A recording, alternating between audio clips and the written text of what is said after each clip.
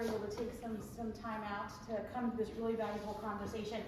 What I'm hoping we'll be able to do is we'll start, and if you could just say your name, where you are from. I won't make you tell a story that no one knows about you. I'll do that to you. But if you could share your name and where you're from, and what brings you to this conversation today. Sure. I can come up with something, not probably as good as tomorrow. If we start on that side, then we'll have enough time. I can definitely. You can do it now? All right. Yeah, not about celebrities. Okay. Hello, my name is 𝘎𝘳𝘦 I am at Princeton University. I'm a clinical psychologist, and I do a lot of teaching on mental health, some scholarly work as well, and I also do a lot of work with student mental health. And so I'm here because Dylan asked me to, and said I thought I could contribute in some way. I really feel like these folks are the center stage, but nonetheless, I would be happy to try to contribute as I can. And you'll be hearing way more interesting facts from other people. But I used to be a journalist, and probably one of my most fun experiences was helping to cover the 2012 London Olympics. I had just moved there, and because I just moved there, all of the real sports beats were already covered. So my job was to cover the party scene. Oh, so I got to go to these parties with especially some of the swimmers. So that's like pretty good. That's excellent.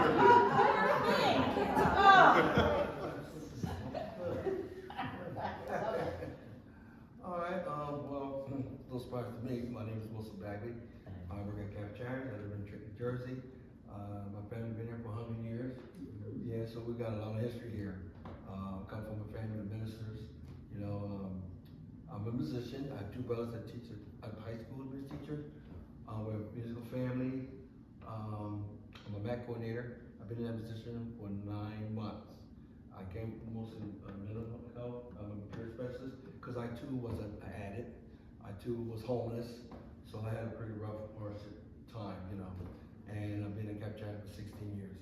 5 or 6 years as a consumer, and the rest as a volunteer and internship, and went back to school in Cap Chat to pay for it. So I'm here giving back, and she's one of my clients. She's on my client list, my advocate. And one experience I have, I was already told about James Brown. That's one of the stories I'll never forget, you know, meeting him. And he was always my idol. I guess that's about cover everything. All right. Thank you. Welcome. So my name is Adam Fowles. I am the program supervisor for the young adult and adolescent substance abuse programs with Catholic Charities, work in the same building as Wilson. I actually came into working into substance abuse a little different. My background is in psychology, specifically developmental pathology, but nobody was hiring at the time. And so I ended up working in substance abuse and have continued to work in substance abuse throughout my career. And now I'm here, and it's super cool. I am also a musician.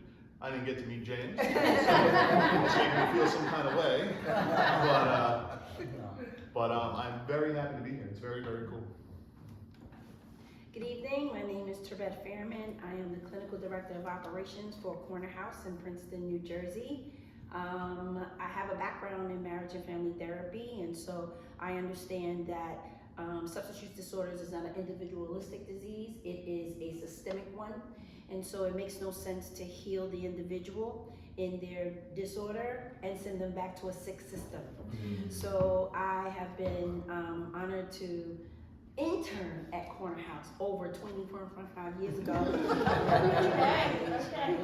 So I started out as an intern there, and I learned and built my craft and understood the dynamics of substance use disorder.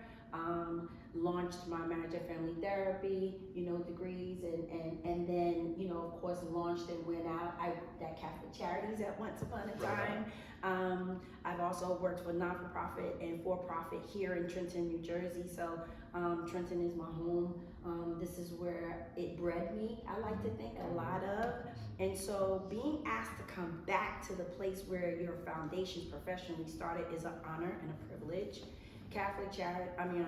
Corner House is hitting their 50th year. So we are celebrating a jubilant year of doing substance abuse and mental health counseling within the Princeton and Hamilton, Ewing, and of course Trenton area. And it's an honor to come back in a jubilant year. Jubilant year is the the mark and the years of things to come and new beginnings, and that's what we're doing now today. So we deal with individuals, families, couples, and this year we will have both dual licenses. We'll have substance use disorder license as well as mental health. So, and there goes, you know, the full gamut of corner house. So it's an honor to be here tonight, and I hope we have good conversations. Right. Awesome. And did you meet James Brown? Or? You know what? I didn't meet James Brown. However, I didn't meet James Brown. However, long time ago, I used to be a singer for a group called In Flight. Yeah, we can put something together right now. Stay for the after party, good people. No. I'm originally from New York City, so but I played on Broadway. I danced with Alvin Ailey, so I have an artistic background as well. It's super cool. There was a band. Together, What? together. Absolutely. How about that? Welcome. So we have another position. Good. So it's three of us. Makes sense. Hello everyone, it's a blessing to be here. My name is 𝘎𝘳𝘠 I'm a certified peer recovery specialist, and I'm here representing Recovery is Essential, where Stephanie registered as is the CEO and founder of Recovery is Essential. I've been on both sides of the fence. I've been on the fence of an addict, I've been on the fence of a drug dealer, I've been on the fence of homeless, I've been on the fence of everything. So I'm here to represent how you can recover and how you can create safe spaces for those to recover. So I'm happy to be here as a co-host. Fantastic. Welcome, thank you. Should I ask you the James Brown question? I actually met James at the Recoveries of America outreach. Really? Yes. Awesome. All right. I'm not going Casey, bring it home. I've never met a famous person. My name is Casey Thompson. I'm the director of nursing for Oaks Integrated Care. I started my career as a nurse in corrections. I've worked outpatient mental health and substance abuse, inpatient mental health and substance abuse, as well as the corrections. So I've always worked with the same population of clients, just in different settings. Substance abuse and mental health is really my passion. So that's why I'm here. Excellent. Welcome. So I am curious, if you had to share with us, what's the top 3 things in your professional or personal opinion, looking and seeing at all the things that you've seen and looking at the current landscape of our community? What are the top 3 things that you want us all to know about substance abuse and addiction? Yes. I'll say one thing, but general, Yeah. and let you experts speak on substance use.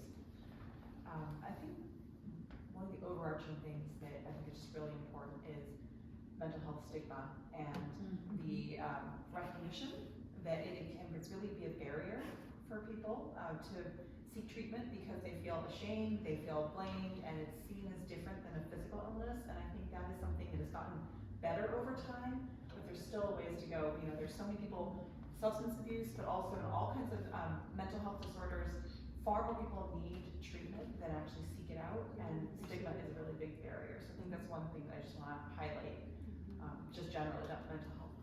Thank you. I agree with her. I agree with her 100%. She's so right. And stigma is a big thing. Not only the client that seeking help, for they don't know their own self, and God knows. We're there to assist and help them, but we don't know, unless they tell us.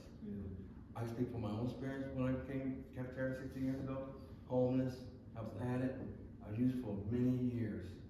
It's really bad, it's a really bad story, but I think the only thing that kind of helped me, save me, was my aunt. She just passed away. Her funeral's gonna be this Friday. She's 98 years old. She took me when she was 82 years old. Nobody in my family would accept me. They kicked me to the curb, they kicked me on the bus, but she's the only one said, come stay with me. I love you. Those kind words, you know. But I still didn't take the program serious. I was still using it. Sure. I went to one program. They kept me there for another 4 weeks. I was supposed to get out in eight weeks. They kept me there longer. I didn't know why. It was acceptance. I just can't believe I had a good job. I was working for a pharmaceutical company. I was making $56,000 a year. And that was 16 years ago. Mm-hmm. I lost everything. And I just couldn't come to grips about the realities about, I don't remember too much, you know, because I woke up in the hospital because somebody saw me in the park on the ground. My father picked me up when I was staying in the hospital. So it's a huge story I have here. I can't tell it all in one night, but just give you some scenario what it was like to accept help. Make a long story short, so you know, as a peer specialist, when I see the clients come in, I see myself all over again. You know, I see them, and I have to say, how can I help you? It's always my words, and she'll tell you that.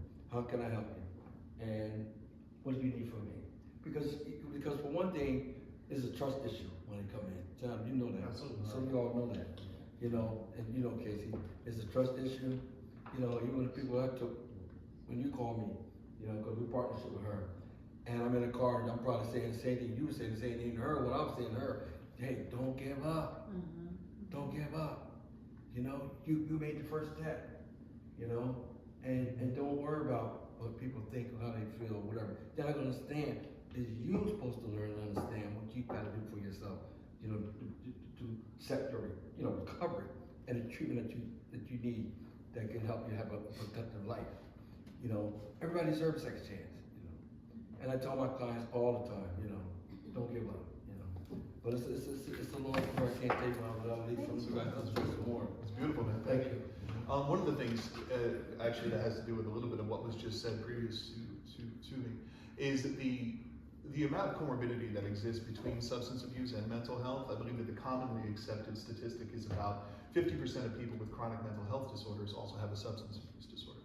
So when you're looking at numbers like that, it becomes exceptionally problematic for people who are in my position who have such a background in both working with mental health and substance abuse, because sometimes people want to see like what was first, was it the chicken or the egg? Because whether we like it or not, the vast majority of the substances that people are going to abuse offer some help for some of the symptoms that they could be suffering from with their mental health concerns. And the other way around, people with substance abuse disorders, after prolonged use, can do such damage to the brain, the neuroreceptors and things like that, and just their experience is that they end up being able to be diagnosed, in theory, with a mental health disorder. So it becomes super problematic, and I think that it's really recognized that we really don't just do one kind of treatment anymore, you know? It's really treating the entire person. You know, it's treating, and of course, then the physical and social, and as you would say, how substance abuse can be such a systemic problem. So yeah, it becomes an incredibly important thing, and I think that a lot of people don't realize that there is such a large mental health component, whether it was pre-existing or whether it was happening afterwards due to the substance use, the other way around. Yeah. I think to answer your question, for me over the years working, it would be outreach, prevention and intervention. I think they need to coexist. And then to change the whole mindset of treatment in and of itself, kind of touching upon what you're saying, treating the whole individual. It's not only just stopping the use of the substance disorder, if you will, and treating the mental health issues. I just think it has a lot to do with changing the view of from just treatment of the disorder, if you will, to a recovery / wellness. Yeah. Right. And I think that is the move. Honestly, I think that's the move of our profession and in our industry in terms of the people that we serve. It's moving from the idea of just stopping the use to moving towards this wellness. That recovery is wellness on several, aspects of a person's life. Spiritually, mentally, physically, financially. Educationally, vocationally, you can go on and on and on. in treating the whole person. And I think those are the main things. Outreach, you know, I love when organizations like RRE come from behind the walls, if you will, and go out to where the people are. You know, first thing in treatment we learn, meet the client where they are. Well, the client is on East State Street, and you know, so that's outreach. And definitely with our young people, getting them more involved into intervention. And what I mean by intervention with young people as it relates to substance use disorder is teaching them assets to themselves and what leadership looks like. You know, because a person that has high, you know, components in assets, personal assets, will be less likely to experiment, you know, experientially, and of course, learning leadership skills. Absolutely. Those are my three. Absolutely. Absolutely. I would agree with you to that, as I'm continuing my education in case management interventionist and leadership program, and from being on the other side, you have to really, really meet people where they are, and as soon as you can uncover the shame and the guilt, and, you know, without being judgmental, you could really get someone to open up. However, things go all the way deep. Sometimes they don't even know what the problem is. So you have to like uncover the truth. So sometimes you have to take it all the way back to when they were a child. You know, and once you start from when you're a child and, you know, you build that relationship with them and you go throughout the years, and then they can say, oh my God, I didn't know that that was bothering me, or this, or that, and yes, I thought about this every time I got high, or, you know, I lied, stole, and cheated because that's all I was taught. You know, some things, it's, you know, how you were raised, or some things it's what you saw, and some things it was just a choice that you just made because you turned rebellious for whatever reason. It could have been, you know, marriage, it could have been mom, it could have been dad, it could have been sexually abused, it could have been being incarcerated, it could have been abandonment, it could have been so many issues. So once you get to the root and everything and get them to open up, that's when you can start the recovery process. And while you're starting the recovery process, you always have to put in the self-care, because they have to learn to love themselves before they can love anyone else and look at anything outside of what is going on. And then you can guide them, you know, to the things that they love, or the things that they, you know, lost along the way, whether it was a spiritual path. You know, some people come from all types of different backgrounds. And once you can get all of that in one core, like I said, you can start the recovery process and you give someone hope as long as you meet them where they are. And it's okay if they fail, you know? You tell them, you let them know, like, it's okay if you fail, but you have to keep trying. You don't give up. Don't give up. May I jump in Sure. before we get to Casey again? Because I want to agree and disagree at the exact same time. That's fine. And here's why. And it's because, and this was something else that I wanted to talk about in the form of treatment. My background is in treatment. I've done a varied number of modalities and in different places. We were speaking about it earlier. And the thing is that is 100% the truth for a certain amount of the clientele that we're going to come across. And unfortunately, that's not the truth for some of the others. So for some people, we might not be able to get to figure out why or whatever. And it's really about giving them the appropriate skills and the appropriate things that they need now so that they can move forward. Also, and this is something that is incredibly important, not only for mental health, but especially for substance abuse treatment, is the level of trauma that we end up seeing amongst our clients. And oftentimes, moving back to something and to why somebody started using can be actually dangerous if they don't have the appropriate skills and the appropriate mindset and the appropriate things in place for them to be able to process that trauma if it was something like that. And certainly a lot of my kids I know started using after something that was traumatic. So for some modalities or for some theories, and really what I want to get to at the end of all this is that what I've found is, because my background is in cognitive behavioral therapy and I've worked as a dialectical behavior therapist. But with that being said, I can't use CBT on every single kid that walks in my office. You know, substance abuse treatment is whatever is going to work for the person that's sitting across from you.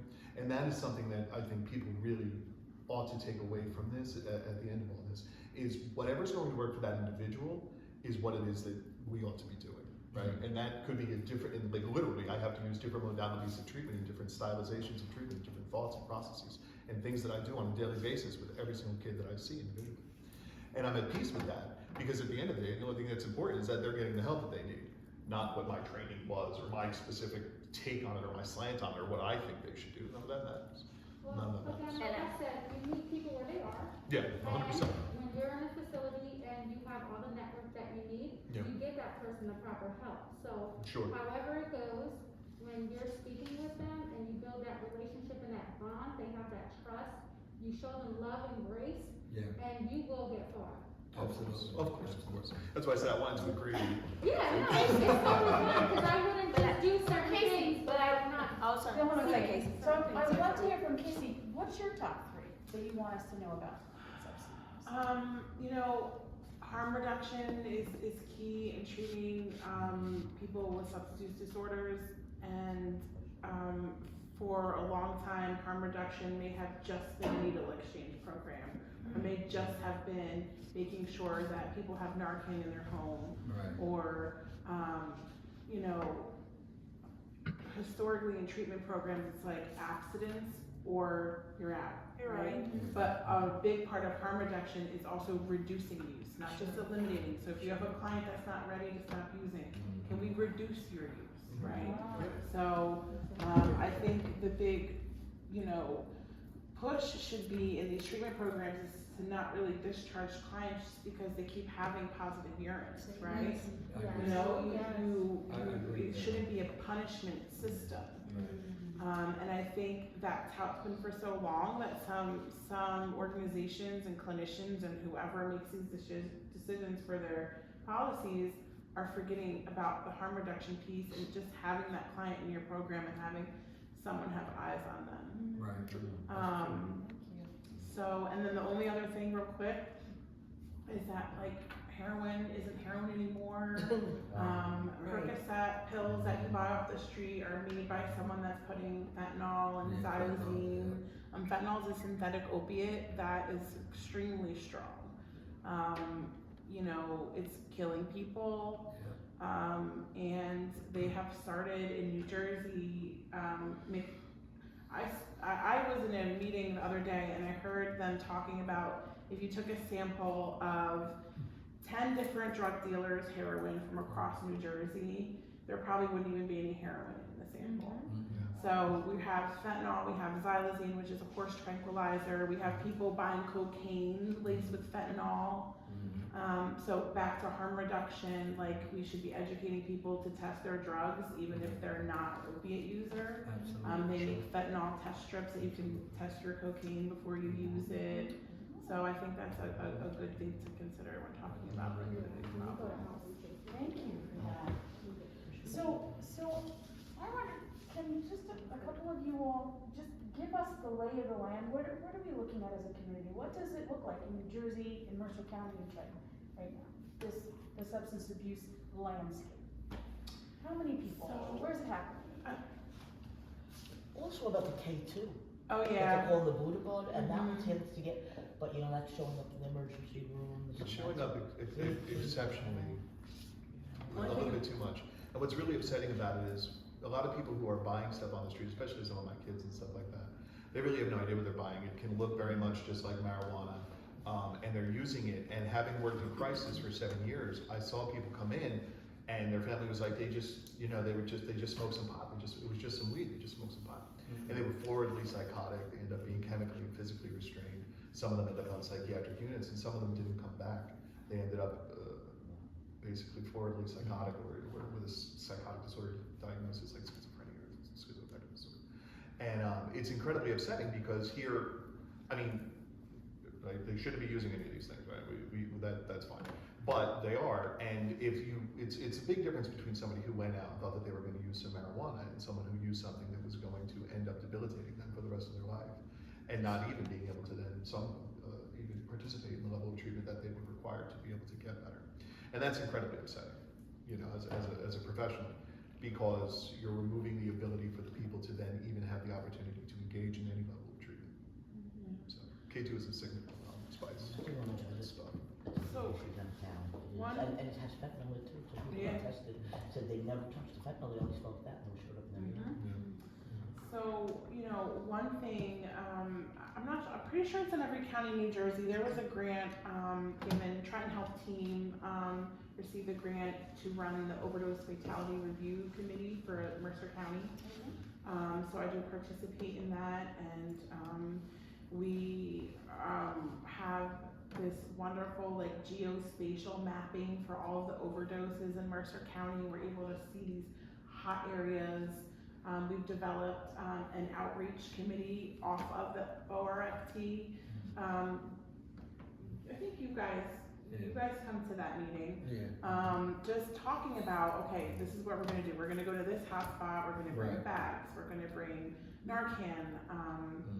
Mercer County actually recently just put out an RFP for a mobile unit, for a peer recovery mobile unit that,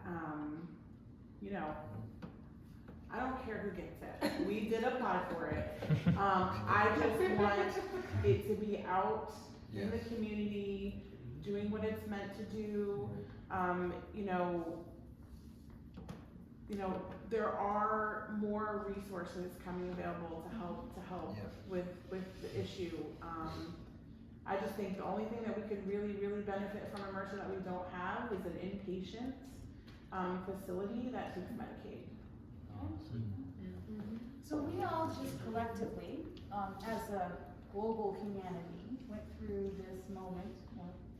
I don't know if you guys heard about COVID pandemic that happened. This whole thing happened for a couple of years, and so thinking about what you all's experience was during COVID, trying to support people who were reaching out for help. There's some stuff that all of us had to start doing differently, from how we got our groceries to, I imagine, how you all provided treatments, learned and knew what was happening, when it was happening, how people got help. What did you do differently during COVID that you now are going to carry forward because you realized or found it was actually a good, effective thing that you may not have been doing it all pre-pandemic? Tell them. What? I'm sorry. No, one thing I did, I talked to Mr. Mayor, Director of Nurses, and got nurses that's people concerned that they were getting their injection, their medication. And when everybody was so scared. So I said, well, you know what, I'll volunteer to go get them, bring them in. I was round the clock, just bringing them in. I leave the car, she comes, we let them in the car, and she gave her injection to go on drop, one pick the liquid. That worked very effectively. And when you had to tell them, we had to tell everything, that was helpful. And also it kept their mind on the recovery wellness, the outreaching.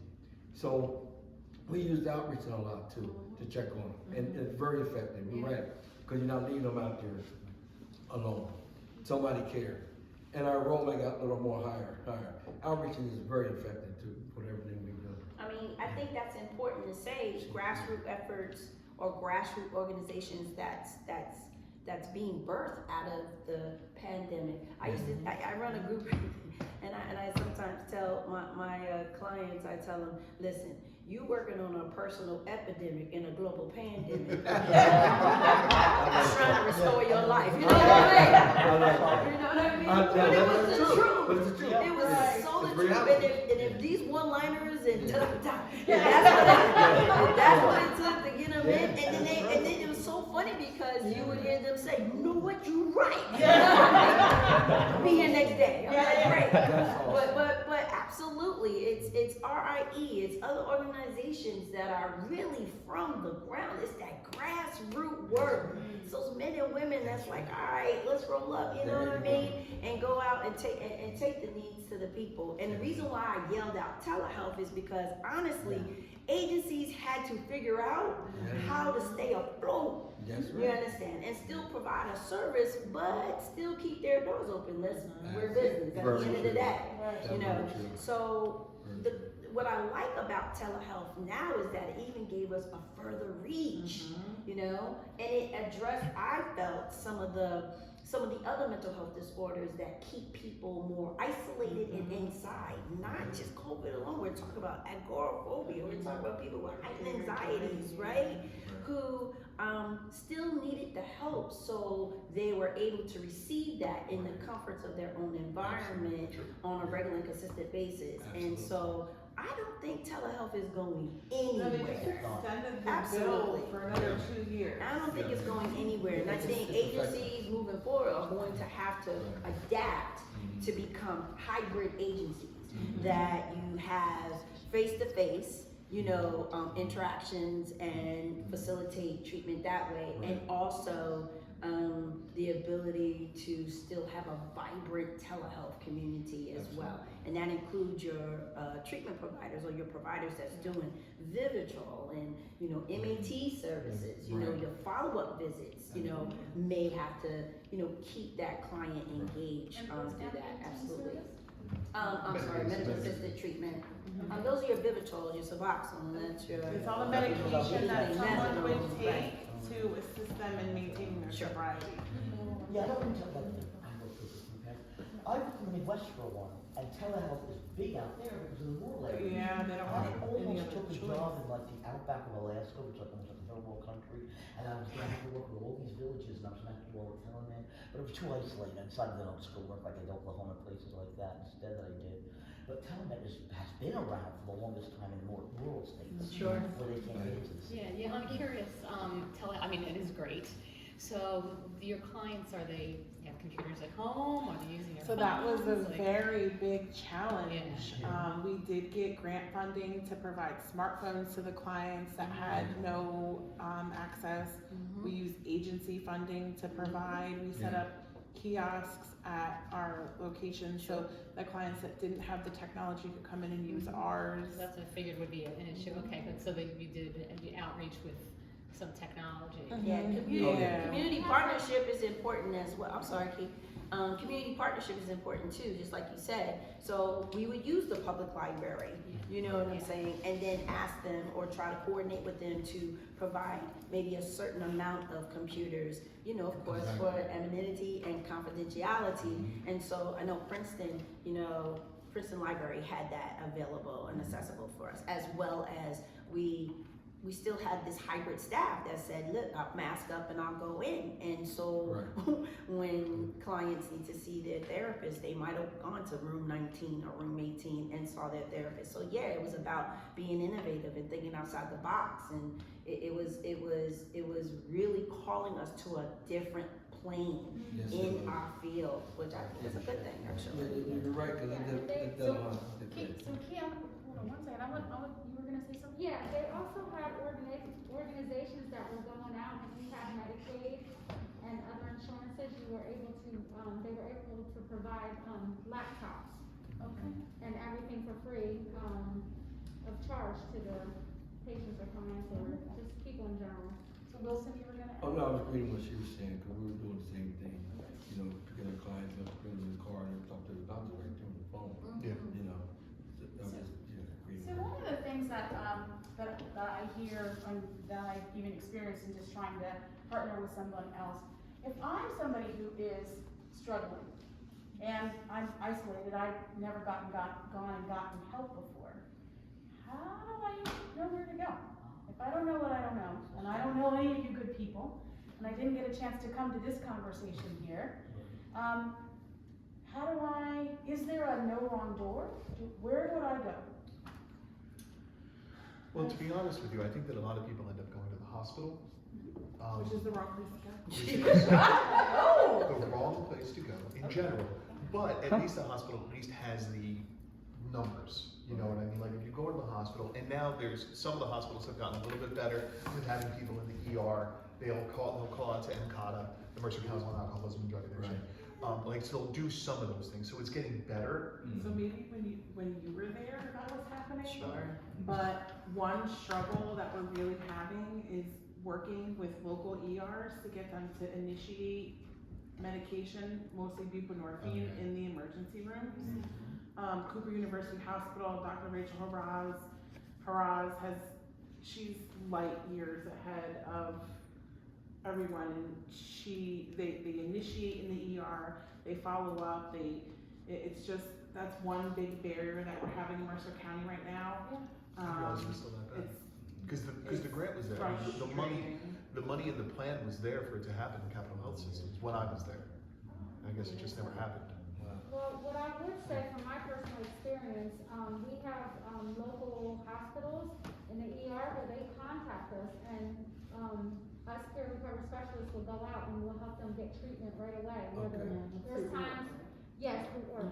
So there's times where it's 1 o'clock, 2 o'clock in the morning, I'm on the telephone trying to get someone where they need to be and the services that they need. And also working with the prosecutor's office and the sheriff's officers doing our outreaches where they're targeting all areas and bring them directly to us. And then we're seeking them also treatment as well. That's good. So, it is getting better. That is good. I'm sorry. I agree to disagree. I'm just saying. No, I think the reason why you were saying that though is because peer recovery specialists are I mean, it's growing, Right. but it's, I mean, like, there's not enough, you know what I'm saying? And I also feel like because of the stigma and because of the preconceived notions, even from other healthcare providers, especially in an emergency room where your mindset is, I'm gonna save a life today, but it's a CPR, I'm gonna save a life today, not a, I'm gonna put someone in treatment today, save a life today. It's not the same. So just as fast as you would send someone to the cardiac cath lab, that's how fast you need to call ORC. So it goes what back, we're finding it goes back for to Trenton, the mental Mercer health County stigma. hospitals, is we make sure you're breathing, we make sure that you're not gonna die, basically, but not from using drugs, just like in general, right? And then we're gonna give you the number to ORC for you to call yourself when you get back out to the waiting room. That's what we find in Trenton, that ORP is always, and ORP is the overdose. Awareness. Well, actually, I disagree only because I volunteer for them. They will call us directly But when which they're in hospitals? the ER. Helen Full, St. Francis, Princeton. We're pretty much going around all over to all the hospitals, and they call us when they're in the ER. Maybe it was, the latest that you heard, but from me volunteering, we're nonstop. And it's about That's a good to team, know. it's a big That's good team to of know. us. What's it called? But just ORC, yeah. First But time okay, I- to go back to your original question though, Yeah, they call right away. if someone does want help, New Jersey has a hotline that you could call. I do not recall the number off the top of my head. It's a 1-800 number. SAMHSA's website has a treatment provider locator. Those would be the two places I would start if I'm not having like a medical emergency. Okay, thank you. I want to be able to provide you that. It's called the IME 1844. Oh, I mean, yeah. It's you can call that anywhere. Yeah, you can. I know some all the time. I'm trying to pull it up, right? I think it's trying to do the same. I was trying to do the same thing. But the IME, and I will, as soon as I pull it up, I'll give it to you. Yeah. But anybody can call. You can That's call anywhere. That's right. And they have 24 hours, 365, There you go. 24/7. They have counselors that will actually link you to outpatient facilities or inpatient facilities as far as Maryville, New Yeah. Hope. They'll search for the bed for you. They will have a discussion with the intake admission coordinator, stay with you on the phone, link you to ERs that will house you. They consider it crisis, right? Until the next morning, so it's the IME, and that was Governor Christie's, that was his gift, if you will. That major push to have this statewide, around the clock, 24/7, at your fingertips, that type of entity that will do all that admission process for you. Because there's a substance use person at the Board of Social Services, some people that move all over Maryville, they can call everything. The problem with that is that you gotta get them at 9 o'clock in the morning. Yeah. Now, The IME is available at 4, 2, What does 3, that stand for? What does that stand for? I'm about to get it for you in a second. So I wanna pull us kind of closer to, what your audience here is gonna have an opportunity to go and experience through art, next week. and looking at treatment of substance abuse and addiction disorders through group therapy or versus something individual. So, what is the benefit and the drawbacks of utilizing group treatment to address the issue versus individual treatment? Like, the groups are good. I'm going on based on my experience. Now I'm facilitating myself because I get to hear other people's stories and get to hear that they're not alone. They're not, you know, oh wow. To hear stuff that maybe they scared to share or something they experienced. Does that make sense? Yeah, yeah. I think you have to remove stigma, at least a big part of it, because when you're there, when you're hearing other people, you're hearing their experiences, and you're recognizing that they could be so similar to yours, or it's incredibly beneficial, and it's also beneficial because it offers some level of. Because often in groups you have different people at different stages of recovery, is what we would call it, and so you can see people who are early in their process and someone who is later in their process, and they can learn from them, and they can, you know, and it's one thing coming from me, you know, and I'm not in recovery. I'm just, this is what I'm giving to you. But hearing from somebody who had actually gone through it, it does hold a special kind of piece. But to go back to what I had originally said in the very beginning of all this, really some people really flourish in groups. And some people don't. Some people do much better in individual sessions. And I think that, again, when it comes to substance abuse treatment, it's really about what's going to work for that individual. And it's really figuring that out and helping them figure it out. And then making sure that they get it, whether it happens to be group therapy, individualized therapy, if they, you know, if they need to be in, what do they call those things back in the day where they broke you down and built you back up, whatever those things were. Or if they're going to get, you know, if they, like I have a family member who is 20 years clean now, and he did it in the rooms. He did it in AA rooms, you know, and that's not something I do. You know, it's not something I teach. It's not. I certainly educate people as to what it is. But really, in substance abuse treatment, it's about letting the individual, or helping the individual, find what's going to work for them, and then really just making sure that they get it. Yeah. It can be complicated sometimes too. Yeah. You know, where with the mental and the substance abuse, because I have clients in my groups want to just talk about substance abuse. They want to talk about the mental piece. You know, people that want to talk about mental piece. I had a lot of problem with that, and we had to have a split, another group for that. You know. Sure. And in dual type of, you know, groups. That's the only thing I see is different. And I think the clinicians over time, when they're doing groups, they learn how to incorporate all those different aspects and to blend those things together from time to time when you can, but also to make it clear, like my program has a specific curriculum that we run by. So you know when you're coming to group this day, this is what we're doing. You know what I mean? So these are the things we're going to be working on. And obviously we can always work on little things here and there that people are going to bring in an immersion situation, for lack of a better term.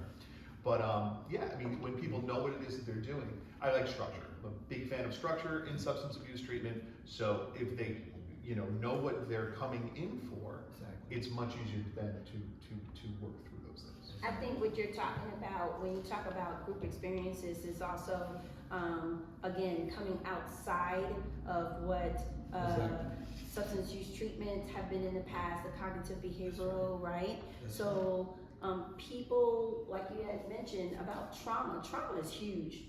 Their substance addiction or their addiction itself is traumatic. So we can start looking at that and helping them to see that that is the trauma in your life. Not to mention everything else that you might experience.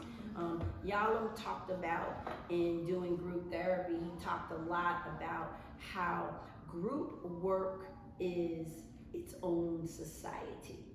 So that in the group experience, an individual can find themselves through the testimony of the person to the left of them or to the right of them. So while yes, as facilitators, right, we'll come with our curriculums and our structures, but it's really, you're not the expert in the room, it's the individuals that occupy the seats that are the expert in the room. So building upon that, and allowing that to actually live and breathe. And I think that group experience for the ones that are resistant to it can then find a sense of universality. They can find a sense of themselves and their brother or their sister to the left or to the right. That's right, absolutely. And so I think that's important. I only, just speaking from my experience, cultural sensitivities too. Like going to, let's say, Catholic Charities in the inner city of Trenton versus going to Princeton House out in the suburbs. And you know, when I went to Catholic Charities, and you know, I was born in Arkansas, but I had to kind of learn that some people were from the street more. They didn't understand me at first. I didn't understand them at first, and we had to kind of build that kind of a trust too. Right. Whereas when it's about places like the Princeton House, and it was a woman's trauma therapy, and someone from the military trying to have jobs that I've worked before, whereas maybe in Catholic Charities someone never had worked before, and they had to learn how to do that. So there was a lot of having to learn how to interact with each other as well, and accept one another and trust each other. Because at first they kind of looked at me like, who's this lawyer talking person coming in here? Like, what is she doing in here? But they had to get used to me, and we got used to each other, and then after a while they accepted me like family. But in the beginning they were like, who, and I would sleep the first year because I was in the mission, and they were like, who is she and what is she doing? I'd be screaming and Yeah. fighting with them, and then before you know, we're all patting each other I out. was in that club when I went to capture, you know, I fell asleep, you know, and I was still getting on. We're gonna close with the sleep question, so Yeah. you'll And want then to. there's Can I add something to wasn't- that? You can. And just to add to that, right? Because I don't want us to get, don't fall for the banana in the tailpipe about that cultural competence, whether or not you come down Route 1 to Princeton or you stay right here on East State Street. Because the last time I checked, substance use disorder is no respect of. That's right, I was No. gonna say You understand what I'm saying? treatment, that's right. And so That's what I said. it does not discriminate. And so if I'm sitting next to a high profile lawyer, but you smoking the same crack, okay. Yeah. I want you to- there you go. So your grind to That's so support true. your substance use disorder is the same as the person who lives on the street to the person who goes into their house into Princeton. So I think that is what the very beginning you talked about, right? About making sure we just even the playing field in terms of how we see substance use disorder and just remove the stigma, because it doesn't matter if you got 6 figures or no figures. You still are engaged in the same activity that made your life unmanageable, that caused destruction, you know what I'm saying, to you. So I think once they come into the room, especially if you come into my group, you all the same in terms of that your substance use disorder has made your life unmanageable, and that you have compulsions and you have addictions and you have obsessions over a mind-altering substance that made your life the way it is today. So you can keep those typos at the door. Y'all not ready to come to my group. I'm statement brought up.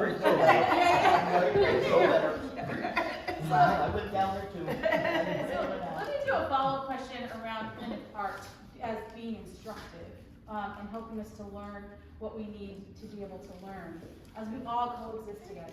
Right. When I think about kind of how life and relationships, you know, exist, so there's me, and I might be the person with a substance abuse issue, and then there's this outer circle of people who are directly connected to me, right? My close friends, my family, Right. the people that are directly connected to me.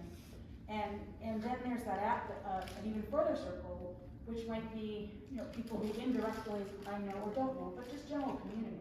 And we all need to learn and know something to be able to all exist well together. Sure.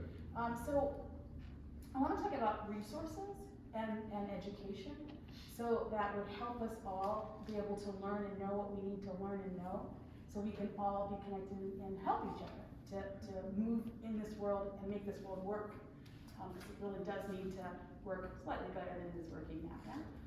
So I would be curious if you might each share a little-known resource or a well-known resource that you think is like truly the most effective for the person, their outer circle that directly touches them, and then the community that surrounds that outer circle that may not even know the name of this person. But there's an educational something that is valuable to have and know and connect to, so we can all make this world work better than it does now.